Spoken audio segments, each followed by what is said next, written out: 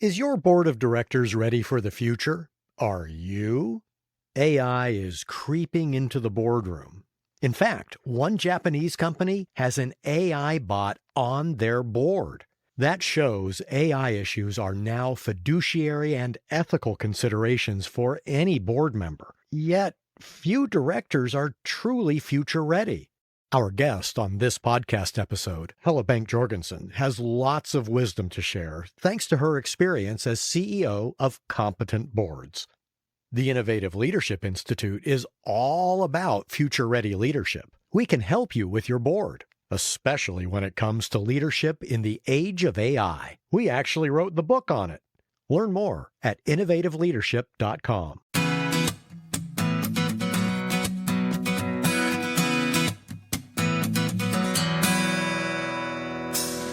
This is Innovating Leadership, Co-Creating Our Future. I'm your host, Maureen Metcalf, founder and CEO of the Innovative Leadership Institute, where we help leaders be future ready. I'm delighted to invite to join us on this mission today, Helle Bank Jorgensen, CEO of Competent Boards and returning guest. Today we're going to be talking about AI, boards, World Economic Forum risk report, and recent research by Competent Boards. So, Helle, we've got a lot to talk about. Welcome. Well, thank you so much. It's good to be back. You just came back from the World Economic Forum. What are your biggest takeaways from that exciting experience? Last year's theme was a fragmented world, and this year's theme was rebuilding trust. And somehow all of that was this year a lot about AI, but in a fragmented way. So this thing about rebuilding trust, and when you and I are going to discuss AI today, trust is a big word. Perhaps not even rebuilding, but building trust and also building hope. So, of course, Davos is this place where you have people coming from all over the world and having interesting and sometimes transformative discussions. Act is, of course, to take that from that little beautiful town called Davos and out to the world and then put that into action. And that's where, again, AI can help us or it can do the opposite. So lots of discussions about AI, also a lot of discussions about a lot of other issues that we perhaps can discuss. Let's jump in with AI and specifically the question of fragmentation, AI helping, and like any new technology, the risks and the opportunities are both present and the gap between the two is significant. Yeah, in same panels you saw fear and you saw hope. And you saw people that said, you really need to be scared and afraid. And then you said people that said, oh, we need to do something here. And others say, well, it's already happening at the moment. And yes, we need to have the guardrail in place. And then the other things like hope. See all of these opportunities we have when suddenly you have that power behind you in terms of AI. But clearly, like with everything else, we need to ask the right questions. And we also need to make sure that we can see a little bit around corners and see what can be the downfalls of this, what can be the things that really can give trust and hope that I think are some of the key words at the moment. I heard a couple of questions, as you're saying we need to be asking the right questions. What are the guardrails? What are the opportunities? What are the risks? And I would add from our work, how do leaders lead effectively in this era? Because some of the things we need to do are building on prior skills, and some of the things we need to do, we didn't need to do before. We didn't need AI expertise because it was a thing that didn't exist. Maybe we didn't think we needed that extra brain power, if you can put it like that. But we just also have to ensure that when we make those decisions, that, as you say, we have the right information. And at the end of the day, we can ask AI to come up with a lot of thoughts, ideas, decisions. But at the end of the day, you're the person taking the decision. And especially if you're in a boardroom, you can delegate the task, but you can't delegate your fiduciary duty. You can't delegate that responsibility. And I think that's one of the big questions that we all need to ask. Do we understand what's happening? Are we aware of the biases that's embedded based on historical information? We cannot expect to see around corners. So you need that human brain, that human thinking to actually use the information. And that's one of the things that I'm a little bit afraid of from time to time. It's very easy to say to AI, here's all my board material, give it a read. Give me the 10 pages instead of the 1,000 pages and tell me what questions I should ask. But what happens there is that, one, you might have been giving your strategy to the outside world, but two, you can't delegate your own decision-making to AI. Well, that's not fully true. There are companies out there that now have a robot, AI robot, as a board member, and heavily relying on that one. Let's take a side trip. I'm so curious about that. And that seems like as a board member, I can use AI, but there are too many still hallucinations and blind spots that human judgment in conjunction with AI is crucial. Yeah, this company that I said now I have appointed AI robot as a board member is out of Hong Kong and using it to help in terms of investment decisions. So that might be a place where you say, this is area where we have put so much insight into the robot, the AI, to help us make the right decisions. But there are so many other areas where you probably will have biases and other things that you want to make sure that you don't end up in a place where the AI have made the decisions and you have not asked, are we sure that that is the right decision? As I'm using it, it does the first drafts of a lot of things I do. And in some cases, it's 90% right or 90% complete, because often there are just gaps it wouldn't know. I've never just used 100% of an AI product. And there are other times that it's 20% right on something that's very nuanced and specific. And I shouldn't expect it to have all of the information that I'm paid to bring to the situation. You're a thoughtful leader and making those assumptions that saying, okay, this is like a co-pilot. This is like someone that is helping, not taking over your work. Having said that, I asked AI to write a poem about the future boardroom, and what came back, I posted directly as one of my LinkedIn newsletters because it was just beautiful. There's so much fantastic things to play with in that regard, but you just need to know, like with everything else, what is it you're playing with? What is it you're using? Funny you mentioned poems, because I just went through an exercise. My mom passed. We had, probably like most people, tubs of photos. And so I shipped those off to someone to create a couple of albums. So my life went from 7 tubs to 3 books.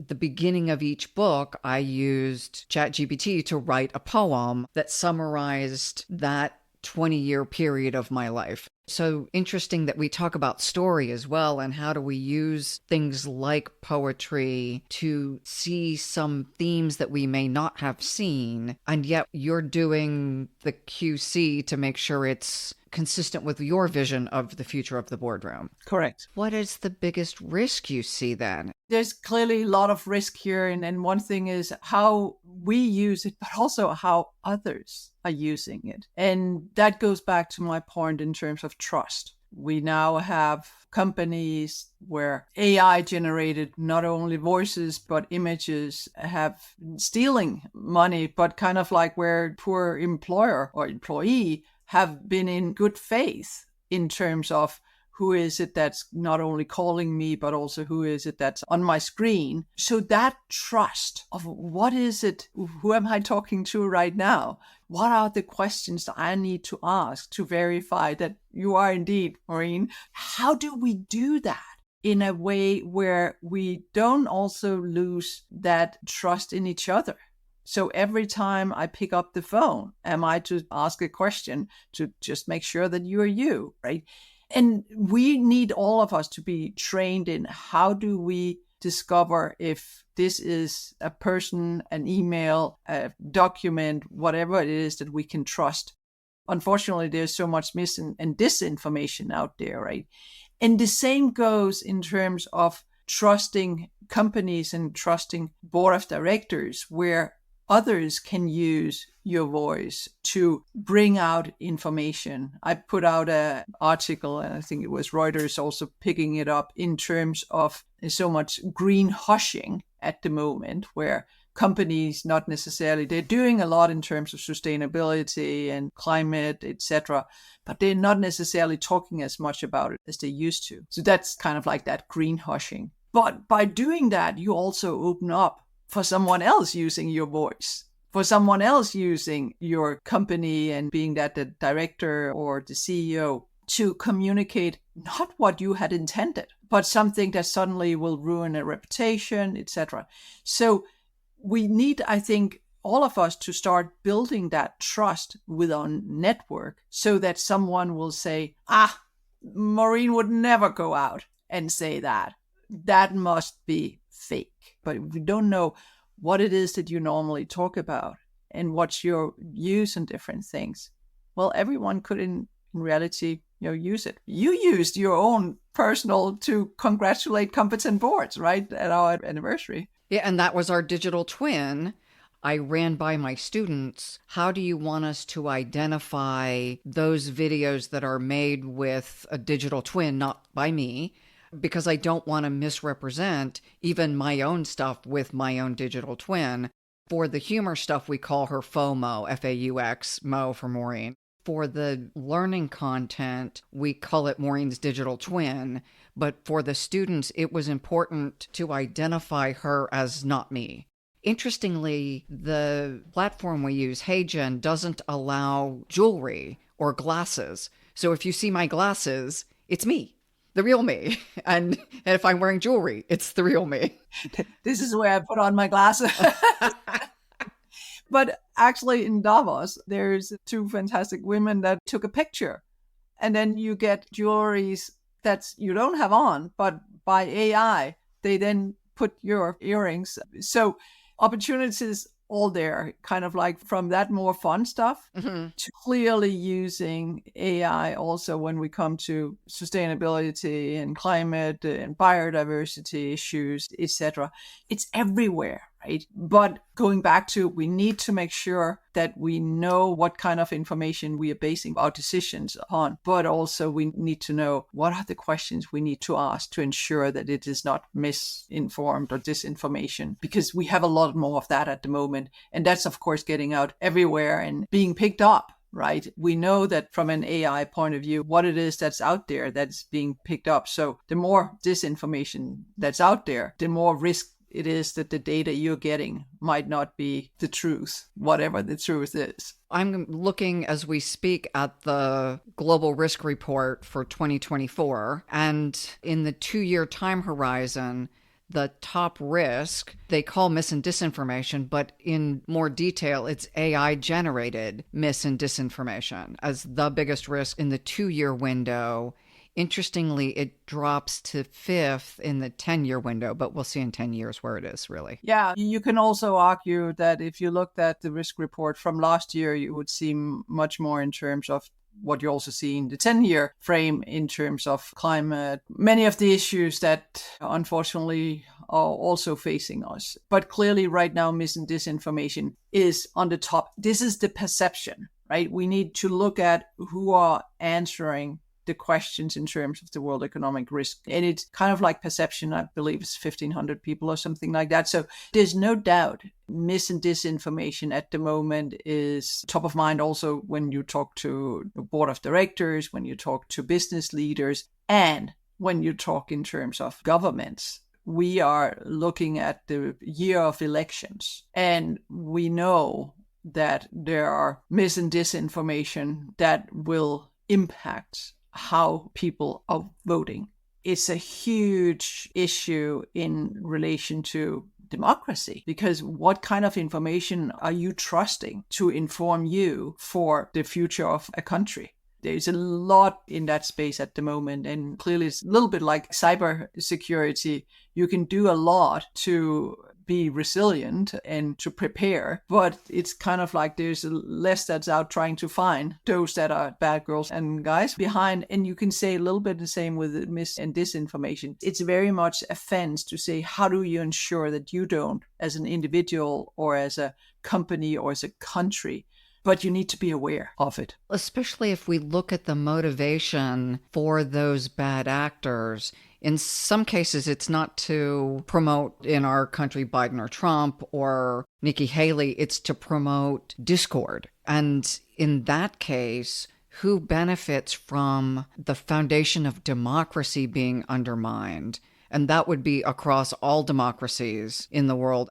I forget what the statistic I heard in the Competent Board's call. 60% of the global population is going to have elections in the next 2 years, something like that. I think a little bit less. It is a huge, huge amount of us. It's US, EU, etc., etc. I assume if I'm watching a presidential debate live, that it is actually the candidates speaking. But if it's not moderated, the clips and memes that show up later may or may not be real. Yeah, and as you say, you assume, and I guess we all do that.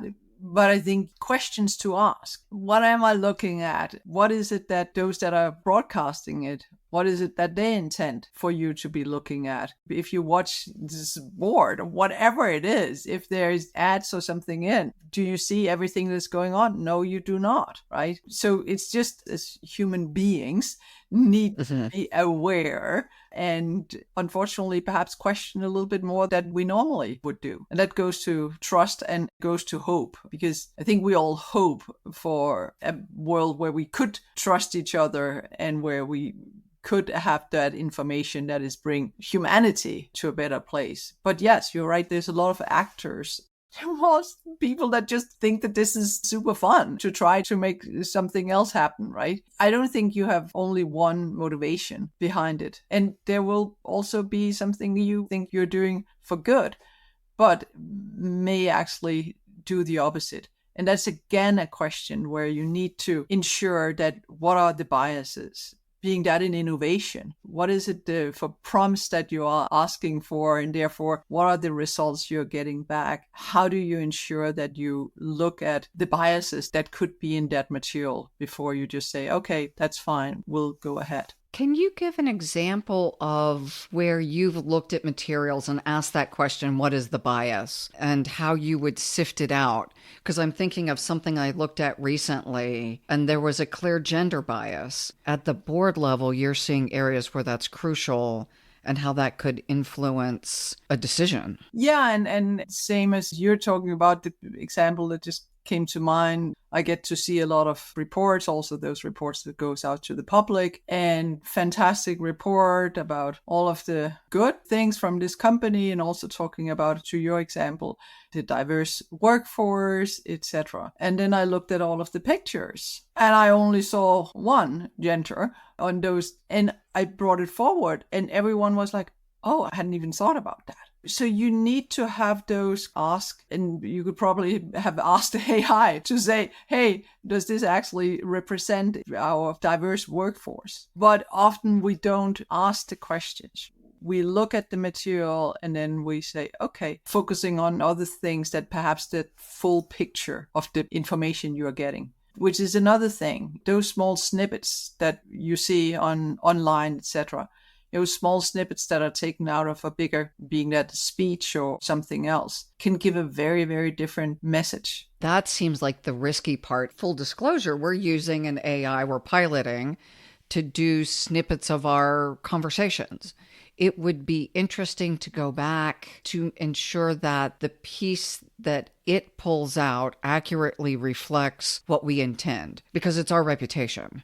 Our team will do that, but I can't guarantee that if somebody else runs a similar tool on one of our interviews that it doesn't slice together and you and I are saying, we hate ESG, it causes harm to the world. Yeah, don't say that, okay?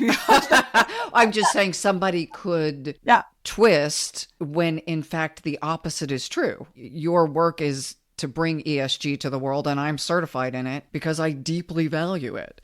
Is there someone who twists? Yeah, and that's where you can also ask in terms of saying, when I talk about sustainability, environment, social governance, climate, biodiversity issues, what is the information that you're getting? Geopolitical issues, shareholder and stakeholder engagement disclosure, human rights, all of those things that, we go through that kind of like have that lens of see the risk, and see also the opportunities, but also have that safe space to have the discussion where you can trust the people in the room and understand what is it others are doing. We just put out this module on AI from the top and understanding also the ethical aspects.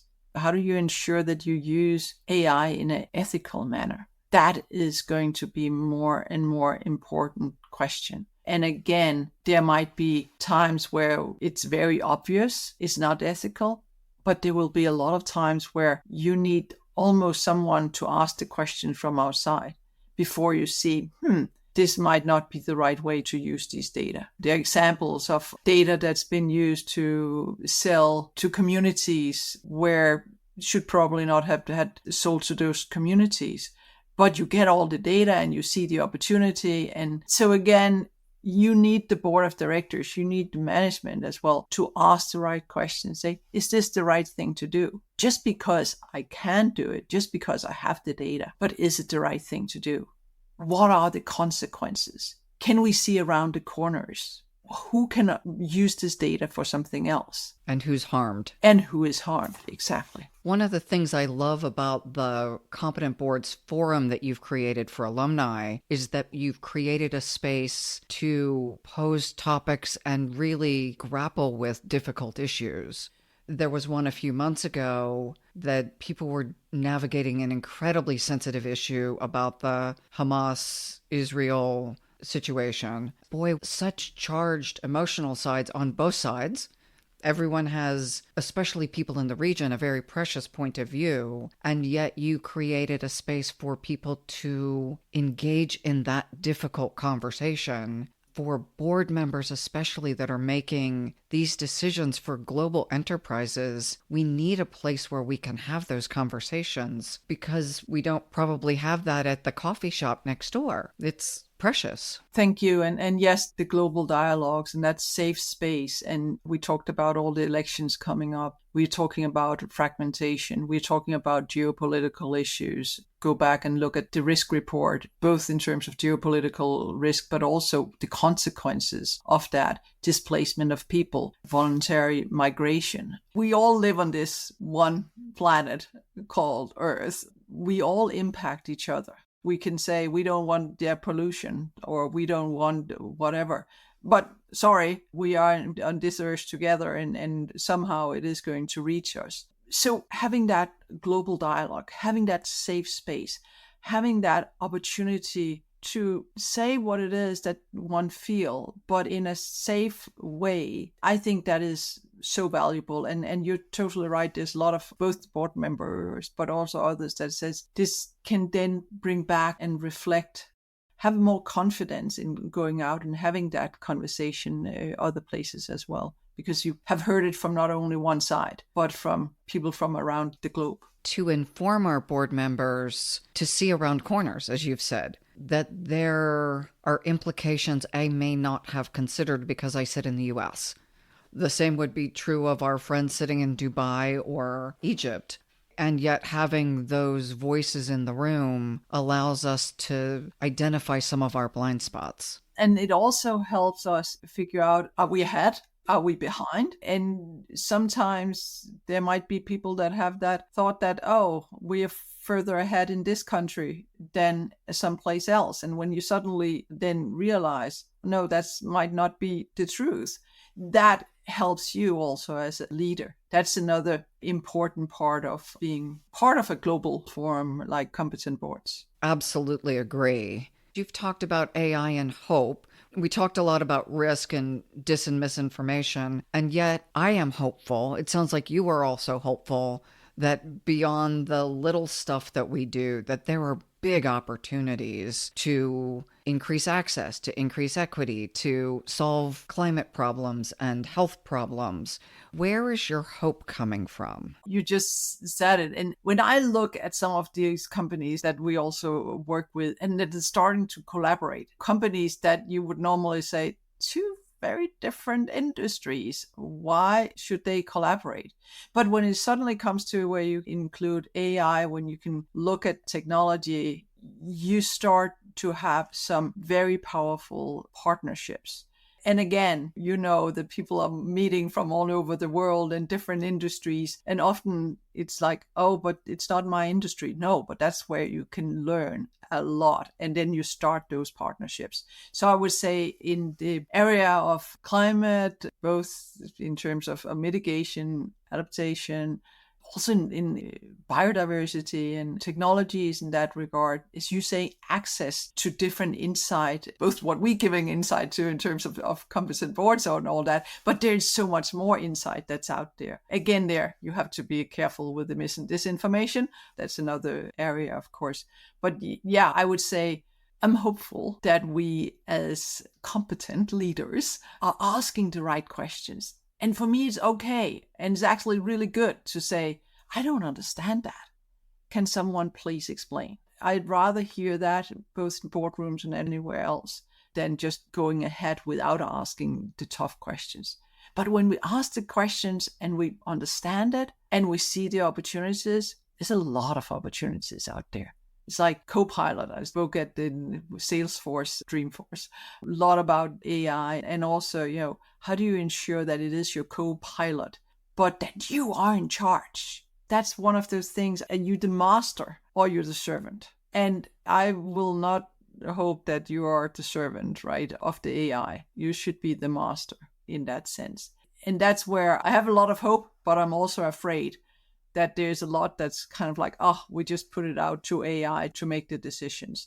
That would not be the place that I'm hoping we're going. When I look at our top 10 list for leaders in the age of AI, one is analytics, decision-making, and systems thinking.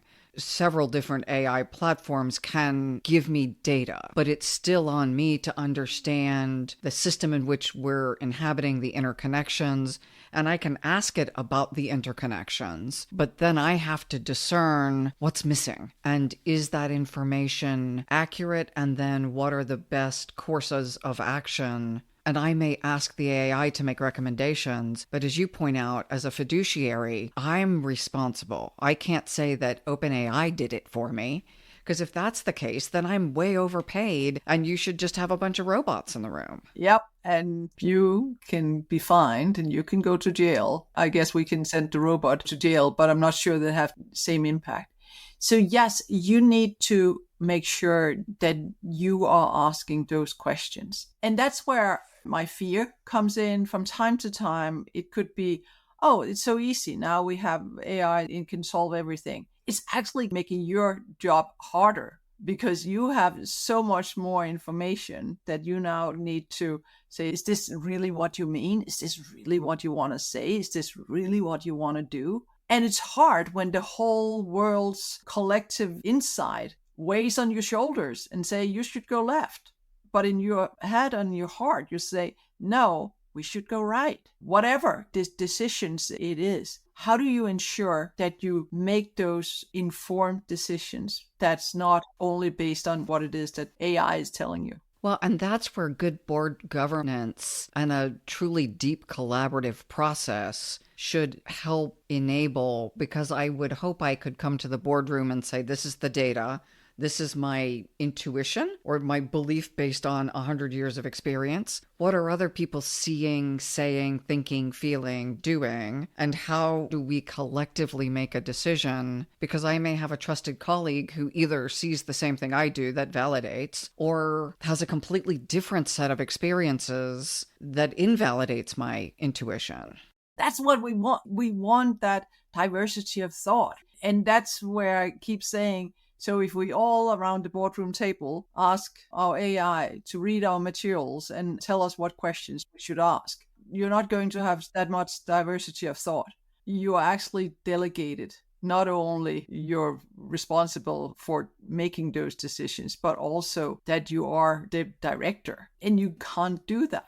So yes, you need to make sure that you understand the information. The other thing is, and I mentioned that company that do have a robot around the table, you can say there's a lot of things we can do. We can ask. At the moment when we go into a boardroom, have some discussions, there might be questions that we ask management to look into and come back to next board meeting.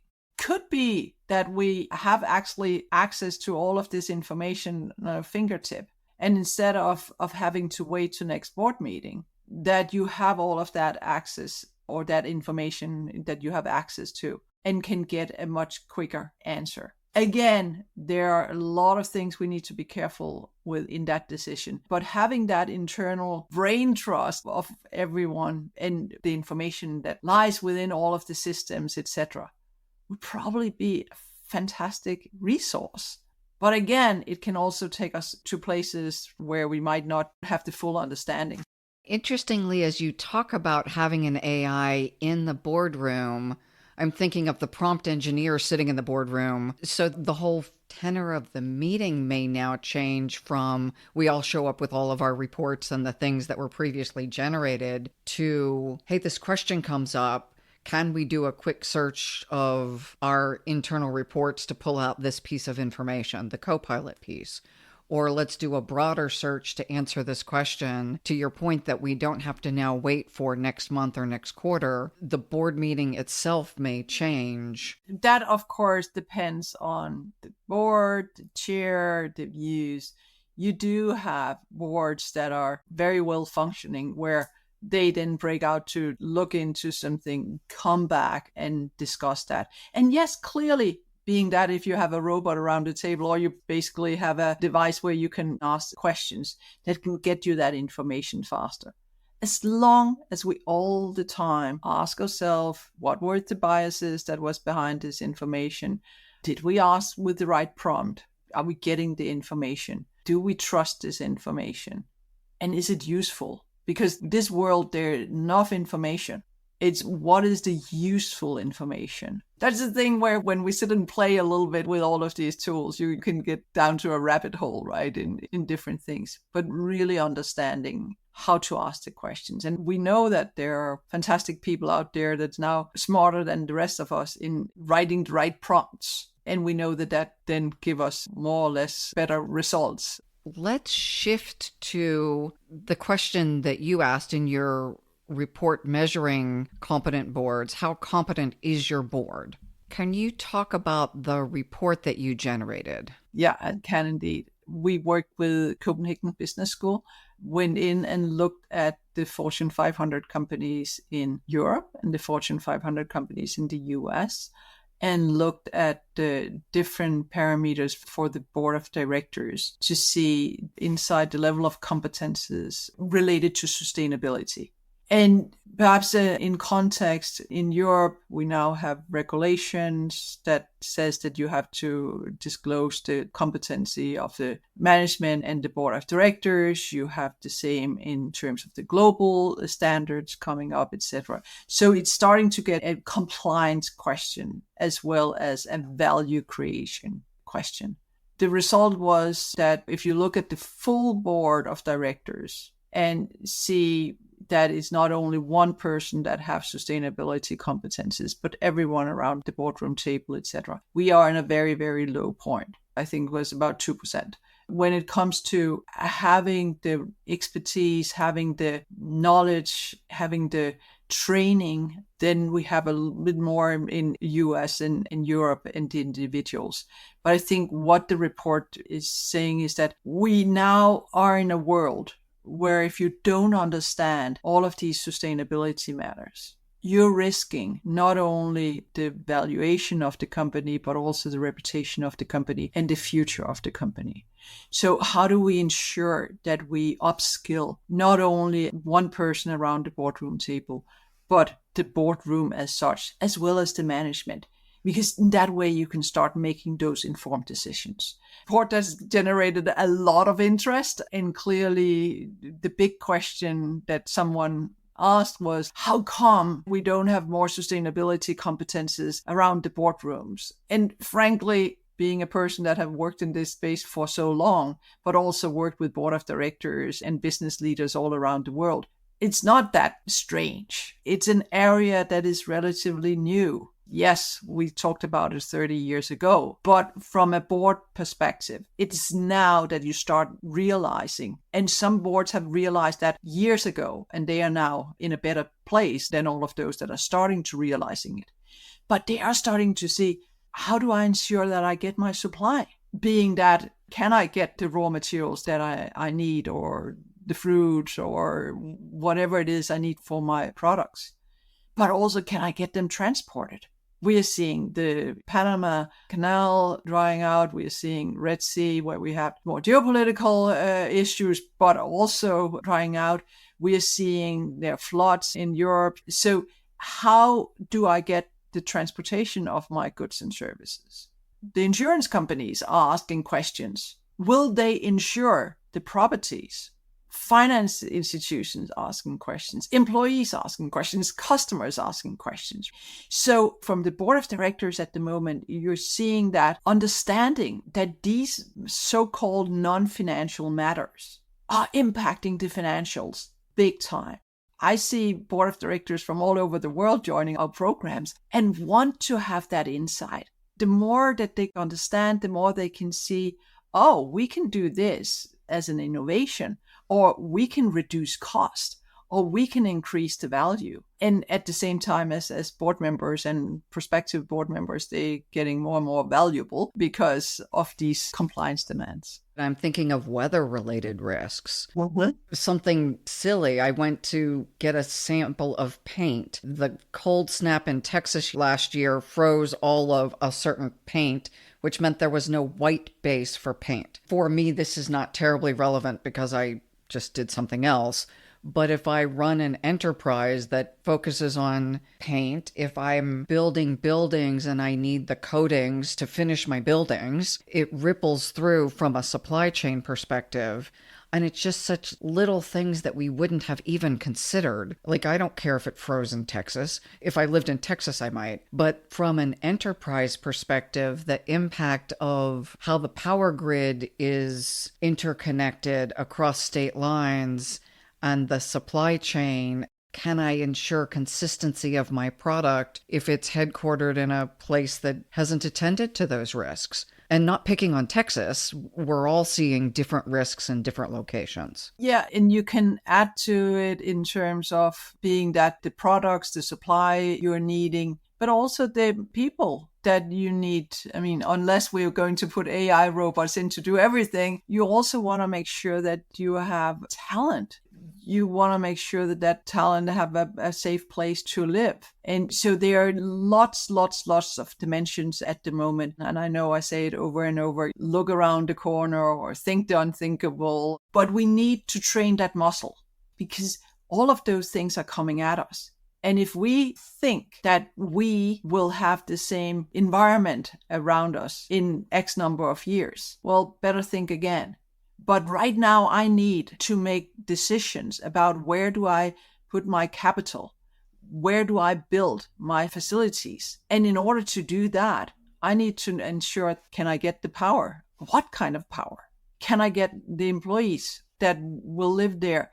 Will there be the water that I perhaps need in my production? Will there be the roads? Will there be the infrastructure? Lots of questions that we have not really been thinking about. Things are changing, and they're changing very, very fast. Not only on all of the risk in terms of that we all can look into on mis and disinformation and AI, etc., but also, as you say, in terms of weather-related events and biodiversity, loss, nature that looks different than we have. I mean, the tipping points that others from our good faculty is talking about, the boundaries that we are getting very, very close to and perhaps even passing. We had a conversation with Dr. Gotham from Singapore University, and she talks about a concept called future fluid. And so the idea that using more foresight models than traditional strategic planning models, how do we anticipate and prepare for the range of futures? We can't project forward what we've had in the past. Columbus has broken ground on the Intel chip manufacturing plant. I happen to be a facilitator for our local water company. With manufacturing plants, with data centers, how do we prepare? Because there is a finite amount of water in our current infrastructure. There is a finite amount of electricity given our current infrastructure. How quickly can we scale some of this stuff we want to build just given the resources we have, and not even thinking about how does that scaled infrastructure impact the biodiversity, the stability of our geology, all of those things that I think for most of us, we just assume we turn the tap on and the water's there. Yeah, and that's where scenario analysis and having that planning. And again, we talked about AI. AI can help, kind of like in terms of what are all of those things that you also need to be thinking about if we, again, have the right data. But yes, there are a lot of decisions that are perhaps being made without really thinking through what could that future look like. And that means that your investment might don't get the return on investment that you had hoped, or even worse, give you a big bill instead of the intended use. And then adding back in the conversation you just had about labor. How quickly, as we build manufacturing facilities, do we generate the humans who are going to work there, attract the humans who are going to work there, and create safe communities and safe environments? And then as we change the workforce with AI, how are we doing that ethically and responsibly? It does seem like a range of questions that are just mind-numbingly complex. It is. And again, from a board of directors, we need to think about not only what's the purpose of this business and what is it we're doing and what we'll be doing in 3 years, how do we get our supply, etc. But also, what's the purpose of the board? And what is the transition plan for the board of directors? We talk about transition plans for companies. Where are we transitioning towards? All of that we need to have discussed before we are starting a plant or a facility somewhere. What's the purpose of the board of directors to be in that transition? How do we look at the skills matrix?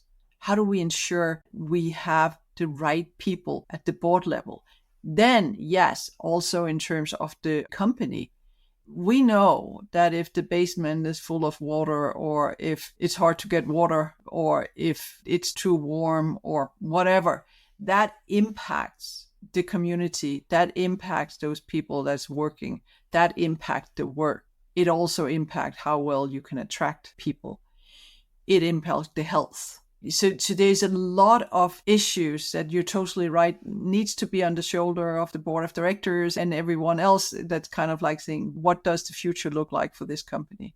And then there is the ethical question that you asked. What about the employees? What about the employees that is joining a company? Is our role to ensure that they also are worth more when they walk out of that company? Is our role to retrain them? Now where we have AI that might take over some jobs, there are other jobs that they could take on. Lots of questions to ask. And we also know that depending on the economy, the answers might be different. They have to be different, right? If we're running at a loss, I will forego retraining employees that we're going to downsize compared to if we're running at a profit and I'm not downsizing employees. And it's more complex than that. Again, you should have those discussions around the boardroom table, preferably before you are in this situation. So be prepared. As I always say, luck favored the prepared. Only by having those discussions ahead of time, you'll be able to navigate that from a competent board's point of view, giving everyone that insight so they can navigate better in a very fragmented or a world that seems to be going all different directions, and so much new issues are coming at the board members as well as the management as well as us all. The crucial nature of having a competent board, and even the definition of what competent looks like as we go forward. What does governance look like as we go forward in a fluid future context? Because I don't see a scenario where it's going to become less fluid. So how we govern and how we upskill our boards becomes more crucial. It does indeed. The role for the board of directors oversight is to have the insight, it is to have the foresight. Now it's just insight and foresight on a lot more areas, issues than it was before. And as you're saying, more fluid, in a harder to navigate, in a more fragmented place, you really need to make sure that your navigation is good and that you have the insight and that you have the foresight so you can make those informed decisions and provide the oversight to the company. That's the role. It's not easier, and it will not be easier in the years to come. We need to have the future boardroom of choice instead of just by chance. We'll have extensive show notes. Listeners can go to our show notes to learn more about you, about Competent Boards. For people who want to follow you, do you have a website and a LinkedIn? I have indeed. I'm indeed on LinkedIn. My name, Helle Bank Jorgensen, and website competentboards.com. Thank you, Helle. It's always a joy to get to share a conversation with you, with our listeners. And likewise, thank you so much.